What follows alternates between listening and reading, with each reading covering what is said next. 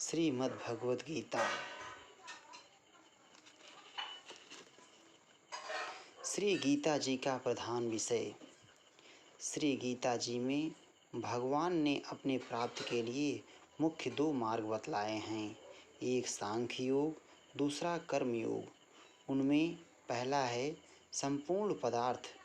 मृग तृष्णा के जल की भांति अथवा स्वप्न की सृष्टि के सदृश मायामय होने से माया के कार्य रूप संपूर्ण गुण ही गुणों में वर्तते हैं, ऐसा समझकर मन, इंद्रियों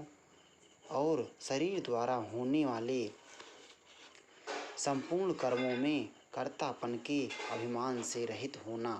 तथा सर्वव्यापी सच्चिदानंद घन परमात्मा के स्वरूप में एक ही भाव से नित्य स्थित रहते हुए एक सच्चिदानंद घन वासुदेव के सिवाय अन्य किसी के भी होनेपन का भाव न रहना, यह तो सांख्य योग का साधन है। और दूसरा, सब कुछ भगवान का समझकर सिद्धि असिद्धि में समत्व भाव रखते हुए आसक्ति और फल की इच्छा का त्याग कर भगवत ज्ञान अनुसार केवल भगवान के ही लिए सब कर्मों का आचरण करना तथा श्रद्धा भक्तिपूर्वक मन, वाणी और शरीर से सब प्रकार भगवान के शरण होकर नाम, गुण और प्रभाव सहित उनके स्वरूप का निरंतर चिंतन करना, यह कर्मयोग का साधन है। उक्त दोनों साधनों का परिणाम एक होने के कारण वे वास्तव में अभिन्न माने गए हैं, परंतु साधन काल में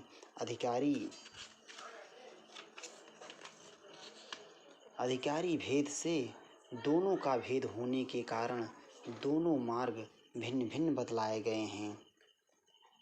इसलिए एक पुरुष दोनों मार्गों द्वारा एक काल में नहीं चल सकता। जैसे श्री गंगा जी पर जाने के लिए दो मार्ग होते हुए भी एक मनुष्य दोनों मार्गों द्वारा एक काल में नहीं जा सकता। उक्त साधनों में कर्मयोग का साधन संन्यास आश्रम में नहीं बन सकता, क्योंकि संन्यास आश्रम में कर्मों का स्वरूप से भी त्याग कहा गया है, और सांख्य योग का साधन सभी आश्रमों में बन सकता है।